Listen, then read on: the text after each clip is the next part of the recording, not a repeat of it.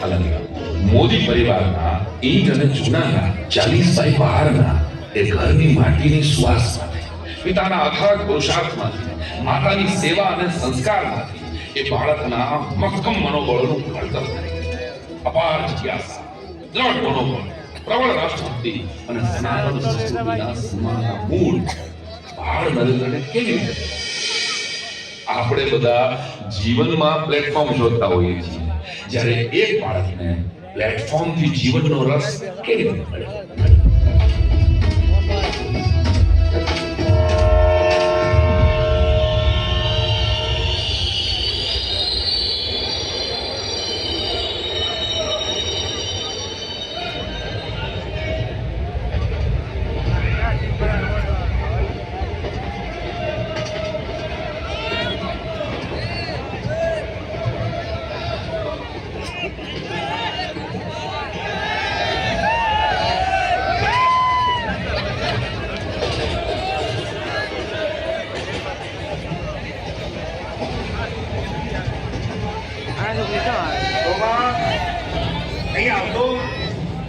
આયો બાપુ.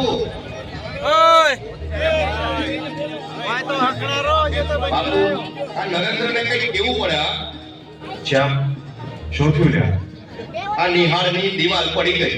એના માટે નરેન્દ્ર એના ભાઈબંધો હંગાથે ગામમાં ફાળો ઉઘરાવી રહ્યો છે. એ તો હારી વાત કહેવાય ને પપ્પા. પગ વાળીને બેહી રહેવું અને ક્યાં ગમે તારે? શું સારી વાત છે બાપુ. નરેન્દ્રને ઝંડો ઉપાડવાની શું જરૂર છે? કાલે દેસાઈ માસ્તર બજારમાં મળ્યા ત્યારે બોલેલા કે નરેન્દ્રએ વર્ગના મોનિટરને ગૃહ કાર્ય બતાવવાની ના પાડી.